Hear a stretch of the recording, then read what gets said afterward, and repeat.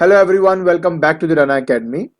तो last lecture के अंदर हमने क्लास 9th आईसीएसई केमिस्ट्री का चैप्टर नंबर 1 है, जिसका नाम है लैंग्वेज ऑफ केमिस्ट्री, उसके बी पार्ट की थ्योरी हमने डिस्कस कर ली थी। तो आज के लेक्चर के अंदर हम उसका जो सी पार्ट है, जिसका नाम है रिलेटिव एटॉमिक वेट, उसको स्टार्ट करने वाले हैं। और ऊपर जितने भी चैनल और पेजेस आपको दिए गए हैं, उनके जो लिंक्स हैं वो हमने डिस्क्रिप्शन बॉक्स में डाल दिए हैं। तो बिना कोई टाइम वेस्ट किए चलिए शुरू करते हैं। सो देखिए बेटा, सबसे पहला टॉपिक जो आज हमें डिस्कस करना है, इसका नाम है एटॉमिक मास। एटॉमिक मास, या हम इसको बोलते हैं बेटा relative atomic mass. Atomic mass.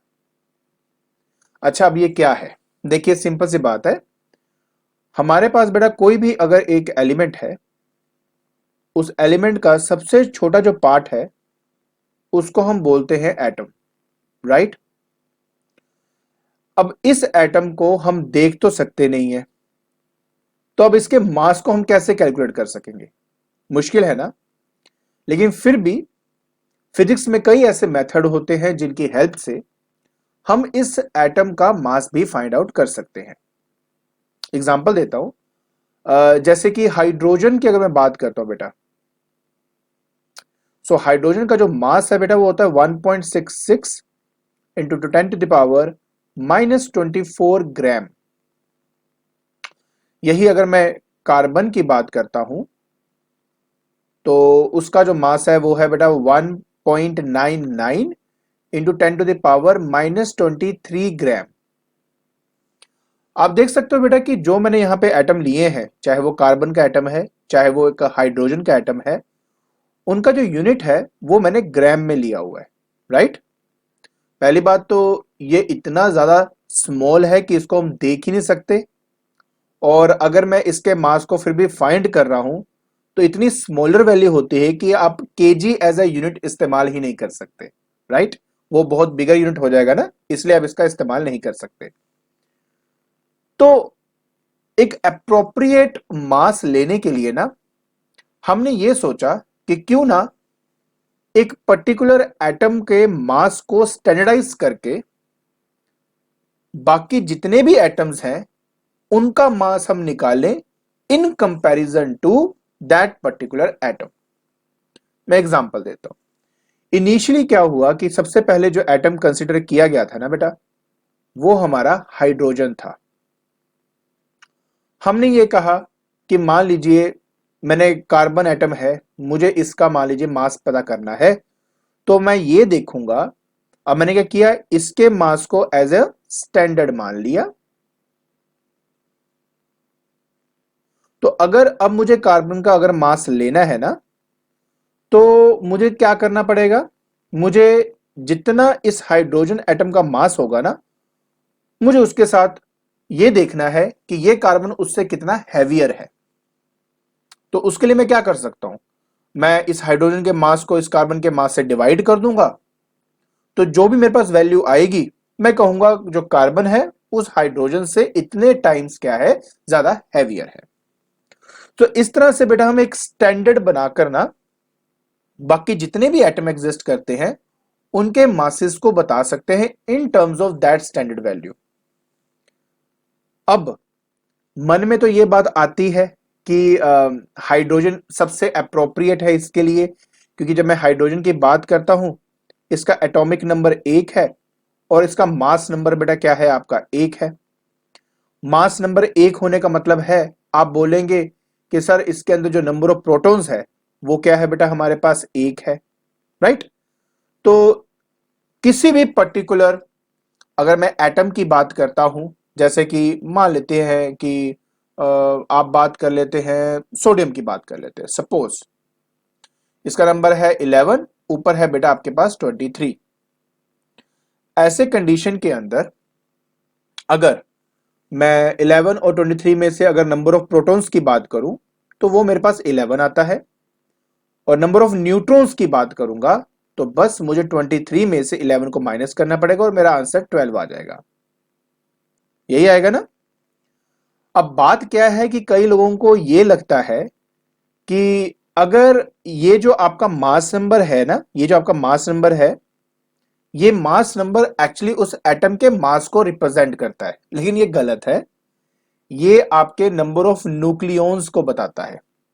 Nucleons का मतलब होता है कि न्यूक्लियस के अंदर कितने पार्टिकल आपके एग्जिस्ट करते हैं, सिर्फ उसके बारे में बताता है। अब मैं आपसे एक्चुअली इतनी बातें इसलिए शेयर कर रहा हूं ताकि आपको ना ये समझ में आ जाए कि हमने कार्बन को एज ए स्टैंडर्ड क्यों यूज किया इंस्टेड ऑफ हाइड्रोजन। सिर्फ इसलिए मैं आपको ये सब बातें बता रहा हूं।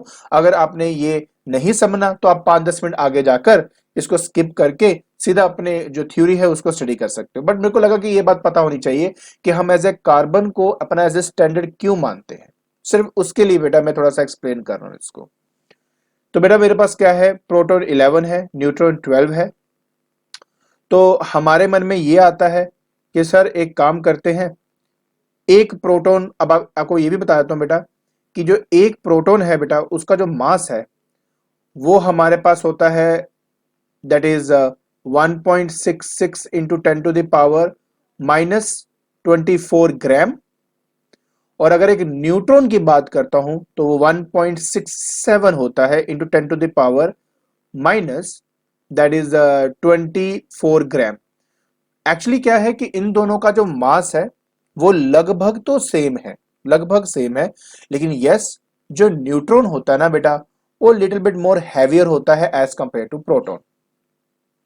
तो हमारा ये मानना है कि एक काम करते हैं कि अगर मुझे सोडियम का मान लेते हैं कि मुझे मास फाइंड करना है, तो मेरे पास ये जो नंबर दिख रहा है 23,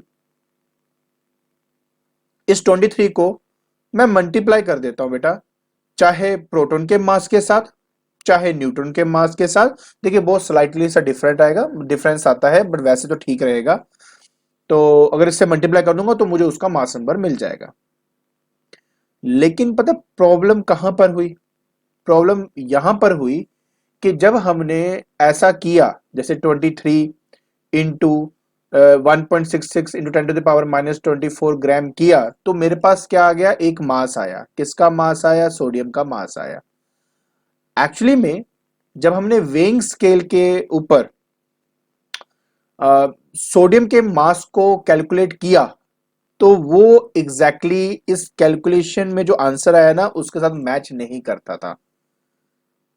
शायद आपको यह जान के हैरानी होगी कि अगर मैं नंबर ऑफ प्रोटॉन और नंबर ऑफ न्यूट्रॉन, जैसे इनको अलग अलग लिया हुआ है, पिछले केस में नंबर ऑफ प्रोटॉन्स कितने थे बेटा 11, तो मान लेते हैं कि 11 इंटू मास ऑफ प्रोटॉन मैंने किया, ठीक है जी बेटा, प्लस अगले केस में क्या था, नंबर ऑफ मेरे पास जो न्यूट्रॉन्स थे वो कितने थे बेटा 12, और मैंने मास ऑफ न्यूट्रॉन लिया ताकि मुझे थोड़ा प्रिसाइज वैल्यू मिल जाए। मैंने सोचा कि अगर वैसे नहीं मैच करा तो ऐसे करके देख लेता हूं।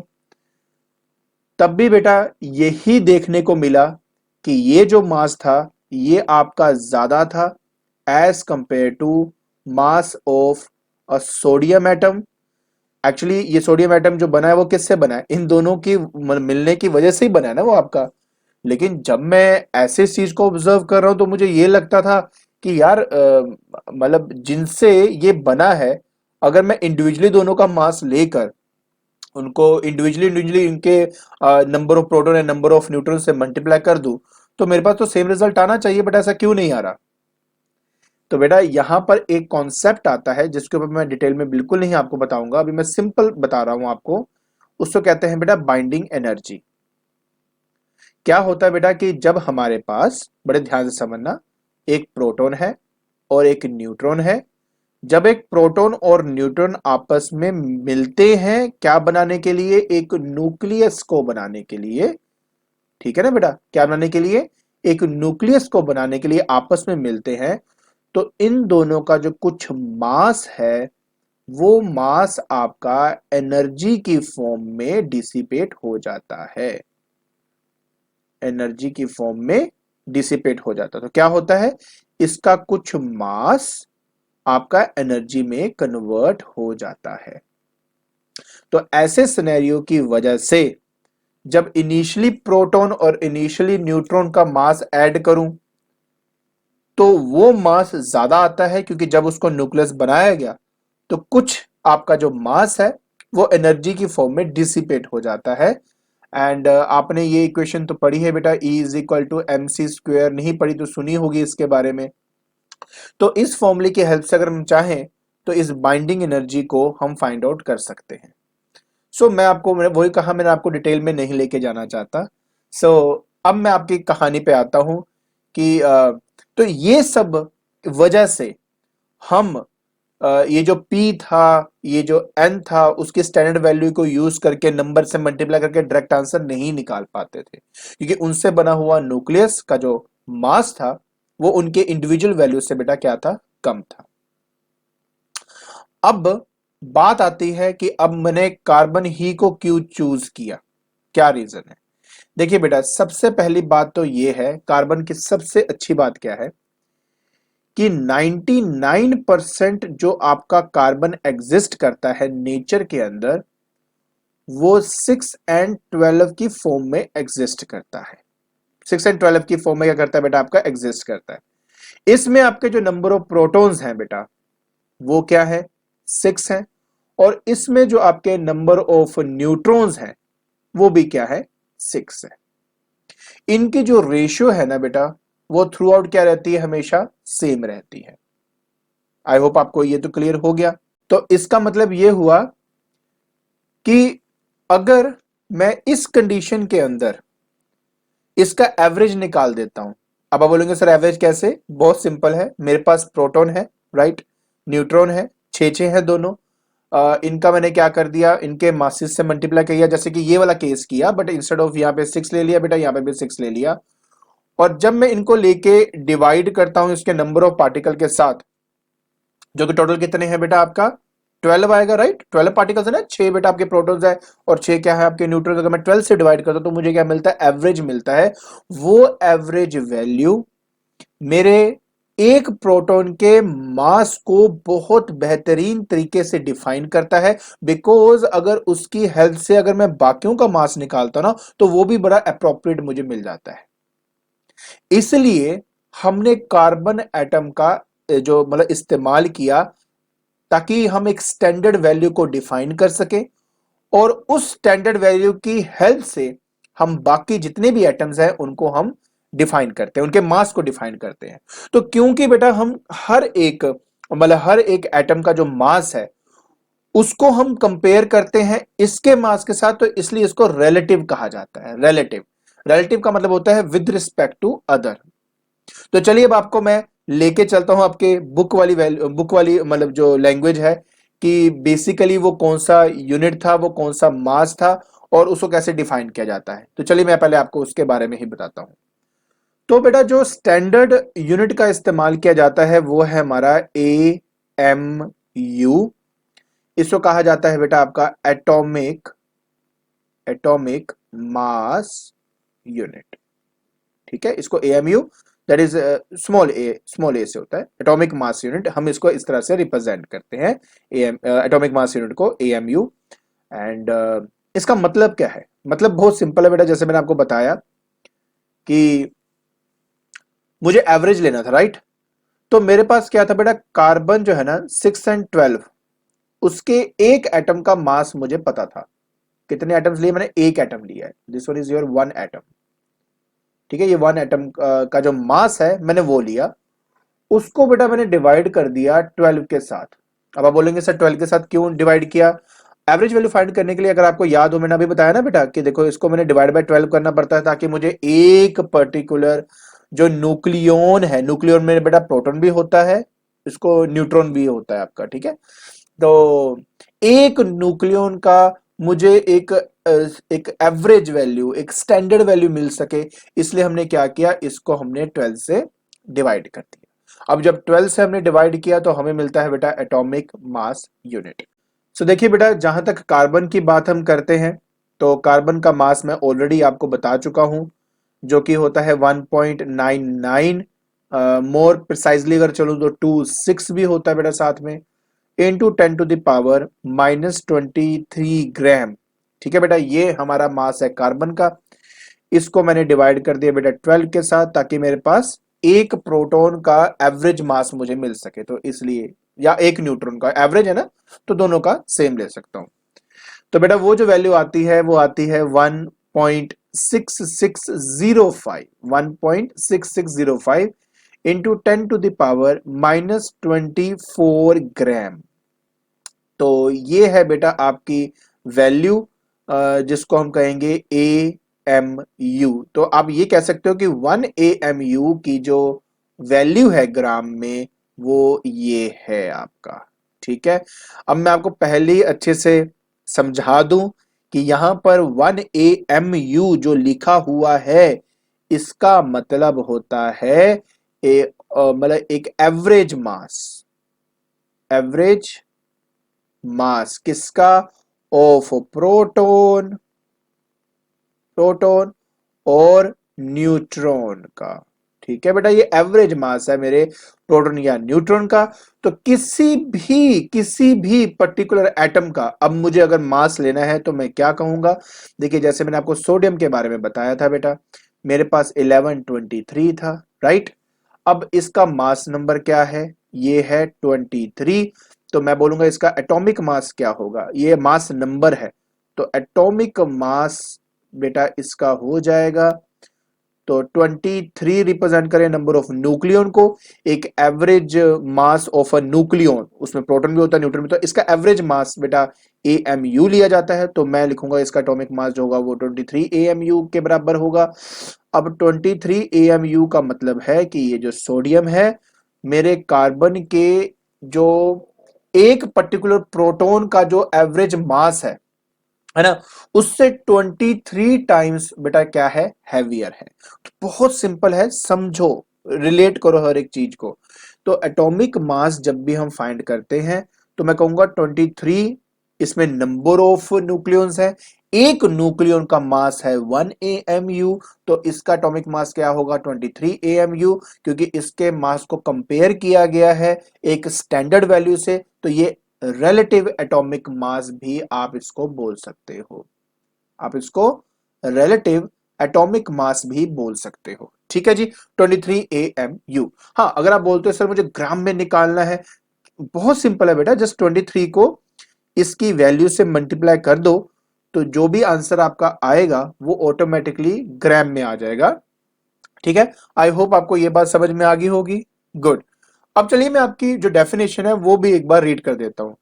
देखिए बेटा, जैसे मैंने आपको कहा कि रिलेटिव एटॉमिक मास या एटॉमिक वेट, इन दोनों का मतलब होता है बेटा of an element is the number of times one atom of the element. One atom, जैसे कि मैंने आपको कहा मेरे पास सोडियम है, उसका एक एटम ले लिया, जैसे मैंने अभी आपको दिखाया था sodium 1123 is heavier than 1/12 times of the mass of an atom of carbon 12। मतलब क्या कि 1 AMU की बात ही कर रहे हैं। देखिए, जो 1 AMU है ना, उसको डिफाइन ऐसे किया जाता है कि it is 1/12 time the mass of an, मतलब एक एटम है, atom of carbon, that is C12, right, C12। मतलब इसका 1/12 कर दोगे तो मुझे क्या मिल जाएगा, अभी तो बता चुका हूं बेटा, आई थिंक अब तो आपको समझ में आ गई, मुझे बार बार शायद समझाना नहीं पड़ेगा इसके बारे में कि मैं क्या बोलना चाहता हूं, राइट। सो अब ये हमने बात करी है बेटा एक एटम की। उसी तरह अगर मैं चाहूं तो मॉलिक्यूल की टर्म में भी इसको फाइंड आउट कर सकता हूं। ठीक है बेटा, जैसे कि मेरे पास मान लीजिए कि कोई पर्टिकुलर, मैं आपको चलो करके दिखाता हूं, आई थिंक उससे ना आपको ज्यादा क्लैरिटी होगी अगर मैं एग्जांपल दूंगा। मान लीजिए मेरे पास H2SO4 है, ठीक है, इसका मोलिकुलर वेट निकालना है। तो स्टैंडर्ड वैल्यू जो है वो 1 AMU है, जो इनके मास नंबर से बनी हुई है। हाइड्रोजन की अगर मैं बात करता हूं बेटा, मैं आपके लिए यहां कर दिखा देता हूं, 1H1 होता है, ये एटॉमिक नंबर इसका 1 है। अच्छा, उसके बाद अगर मैं बात करता हूं सल्फर की, तो बेटा नीचे 16 ऊपर 32 होता है, तो इसका मास नंबर 32 है। अगर मैं ऑक्सीजन की बात करता हूं तो 8 और 16 होता है, तो इसका मास नंबर जो है वो 16 है। क्लियर हो गया? ओके जी। तो अब कितने हाइड्रोजन है बेटा मेरे पास? यहां पर 2 है, तो मैं 2 इंटू 1 कर दूंगा, तो यहां पे इसको रोक देता हूं। प्लस बेटा सल्फर का एक ही है, तो यहाँ पे 32 आ जाएगा, राइट। प्लस जी ऑक्सीजन यहाँ पे बेटा 4 है ना, और एक का 16 है, तो 16 इंटू 4 कर दूंगा, तो 2 1 ज़ा 2, यहाँ पे बेटा 32, और प्लस यहाँ पर आप करेंगे तो 64 बेटा आपके पास यहाँ पर आ जाएगा। सो आपके पास है बेटा 34 प्लस 64, आप देख सकते हो बेटा 98। ठीक है। अब ये जो 98 मेरे पास आया है ना बेटा, ये नंबर ऑफ न्यूक्लियॉन्स बता रहा है। नंबर ऑफ न्यूक्लियस का मतलब क्या है? कितने प्रोटॉन और न्यूट्रॉन इन टोटल इस पर्टिकुलर मॉलिक्यूल के अंदर है, ये वो बता रहा है। और एक प्रोटॉन का जो एवरेज मास है वो मैं एएमयू फाइंड कर चुका हूं, ठीक है, उसको एएमयू कहते हैं। तो बस यही है बेटा कि इसका जो अब मोलिकुलर वेट होगा, मोलिकुलर जो इसका वेट होगा वो क्या होगा बेटा? 98 AMU के बराबर होगा। सिंपल सी बात है। 98 क्या बता रहा है? नंबर को बता रहा है, और एक न्यूक्लियन का मास है 1 AMU, तो 98 आपके लिए मैं एक बार दोबारा अच्छे से लिख देता हूं, तो 98 इंटू 1 AMU, तो इस तरह से बेटा आपका पूरा इसका आ जाएगा, आंसर आ जाएगा 98 AMU। अगर आप इसका ग्राम में आंसर निकालना चाहते हो तो कुछ नहीं जी, बस आप 1 AMU की जो वैल्यू है 1.6605 into 10 to the power minus 24 gram multiply कर दीजिए। आपको एक जो मोलिक्यूल होता है सल्फ्यूरिक एसिड का, H2SO4 का, उसका जो मोलिकुलर मतलब वैसे तो मास कहना चाहिए क्योंकि ग्राम में ले रहा हूं ना, तो मास भी बोल सकते हो, और अगर मैं रिलेटिव की बात करता हूं अदरवाइज उसको मोलिकुलर वेट ही कहते होते हैं। ठीक है बेटा, तो हम उस चीज को आराम से फाइंड आउट कर सकते हैं। आई होप फाइनली आपको ये बात अच्छे से समझ में आ गई होगी कि किस तरीके से बेटा हमने कार्बन को एज ए स्टैंडर्ड माना, और किस तरह से हम किसी एटम के मास, रिलेटिव मास को या एटॉमिक वेट को, उसी तरह मोलिकुलर का रिलेटिव मोलिकुलर मास या मोलिकुलर वेट को कैसे फाइंड आउट करते हैं। आपके लिए मैंने बेटा एक एग्जांपल और रखी है, हम उसकी हेल्प से इसको फाइंड करने की कोशिश करते हैं। तो चलिए बेटा जल्दी से वो कर लेते हैं। ऑलराइट, सो इस पर्टिकुलर क्वेश्चन के अंदर बेटा मुझे कहा गया है कि इसका एटॉमिक वेट जो है वो मुझे फाइंड आउट करना है। तो मेरे पास बेटा एक केन शुगर है पहले वाले में, तो केन शुगर मतलब हो गया बेटा C12H22O11। तो बस बेटा मेरे एक कार्बन की अगर मैं बात करता हूं, मैंने अभी बताया बेटा 6 और ऊपर 12 होता है, तो इस 12 को लूंगा, और कितने हैं बेटा 12, तो मैं जस्ट करूंगा बेटा 12 इंटू 12 यहाँ पे। ठीक है जी। हाइड्रोजन की बात में बताई थी बेटा 1H1, तो ये 1 दिख रहा है, ये 22 है, मल्टीप्लाई कर देंगे तो 1 इंटू 22 हो जाएगा। प्लस ऑक्सीजन है बेटा मेरे पास, ऑक्सीजन में नीचे क्या है बेटा आपका 11, ऊपर सॉरी ये यहाँ पे ऑक्सीजन है ना, ऑक्सीजन में नीचे होता है आपका 8, ऊपर होता है 16, तो बस 16 को मैं 11 से मल्टीप्लाई कर दूंगा, दैट्स इट। ठीक है, तो जब आप इसको बेटा सारे ऐड करोगे आपका जो आंसर है वो 342 AMU बेटा आपका आंसर बन जाएगा। तो बहुत सिंपल है, आराम से बेटा आप इसको कर सकते हैं, राइट। तो ये तो हो गया बेटा ए पार्ट। अब आप क्या करते हैं, बी पार्ट का है। अतः अगर आप मेरी बात मानो तो आप एक काम करो प्लीज, ये जो आपको दिया है ना बेटा यहाँ पे, आप पहले इसको खुद सॉल्व करो। ठीक है, थोड़ी देर के लिए जो वीडियो है वो पॉज कर दीजिए, इसको आप पहले करके देख लो, फिर मैच कर लो कि आपका आंसर सेम आ रहा है कि नहीं आ रहा है। इससे आपकी प्रैक्टिस भी हो जाएगी और आपको आ भी जाएगा। ठीक है, और जी तो जैसे मैं कह रहा था बेटा मेरे पास है CuSO4.5H2O। ठीक है, ये कॉपर जो सल्फेट है उससे क्रिस्टल्स को रिप्रेजेंट करता है, उसमें 5 मॉलिक्यूल पानी का होता है। कोई बात नहीं, हम इसको सोल्व कर सकते हैं। जहां तक बेटा इसकी बात करूं तो मैं एटॉमिक नंबर बता रहा हूं, 63.5 बेटा एटॉमिक नंबर होता है इसका। सल्फर की अगर मैं बात करता हूं, सल्फर की उसका बेटा अभी मैंने आपको बताया था 32, राइट। ऑक्सीजन की अगर मैं बात करता हूं तो उसका होता है 16, वो देखिए ऑलरेडी दिखा चुका हूं। हाइड्रोजन का तो 1 ही होता है बेटा, मैं बता चुका हूं, एंड फिर से ऑक्सीजन का बेटा 16, राइट। तो बस अब मैं इन सबको यूज करूंगा। तो एक ही है बेटा कॉपर का एटम, तो 63.5 यहाँ पे यूज होगा, प्लस बेटा हमारे पास आ जाएगा दैट इज 32, एंड प्लस बेटा यहाँ पे आ जाएगा ऑक्सीजन 4 है और एक ऑक्सीजन का 16 है, तो 16 इंटू 4 कर दूंगा, प्लस बेटा हमारे पास 5 इंटू 2 10 एच है, एच की जो वैल्यू है वो 10 है, मतलब 10 हाइड्रोजन के एटम है, तो 1 इंटू 10 कर दूंगा, प्लस 5 इंटू 0, बेटा ये बात ध्यान रखना जो ये वाला नंबर होता है वो सबसे मल्टीप्लाई होता है, तो 5 इंटू मतलब 16, क्योंकि एक ऑक्सीजन का 16 है बेटा आपका, तो 5 इंटू 16 ये करना है आपने, समझ में आ गया? बस जी, आप इनको ऐड करेंगे बेटा आपका आंसर आ जाएगा दैट इज 249.5 AMU। तो बेटा इस तरीके से आपने अपना ये जो बी पार्ट है ये करना है, ठीक है जी। चलिए सी पार्ट भी फटाफट करके दिखा दूं, आप चाहें तो फिर से इसको यहीं पे रोक कर वीडियो को इसको खुद सोल्व करके देखिए, एंड उसके बाद आप आराम से इसको कर लेना बेटा। और जो मैं बात कर रहा था बेटा यहाँ पे कार्बन बोलने लगे, सी को देखिए कार्बन ही निकल रहा है, एक्चुअली सी पार्ट की बात मुझे करनी है। तो यहाँ पे बेटा एल्यूमिनियम सल्फेट है, तो मेरे पास हो गया NH4, यहाँ पे बेटा 2 दैट इज SO4 है। अच्छा, जहां तक नाइट्रोजन है बेटा, इसका जो मास नंबर होता है वो हमारा 14 होता है, हाइड्रोजन का 1 होता है, सल्फर का 32 होता है, मैं आपको बता चुका हूं बेटा अभी भी, ऑक्सीजन का 16 होता है, राइट। तो बस जी इसका इस्तेमाल करते हैं और सॉल्व कर देते हैं।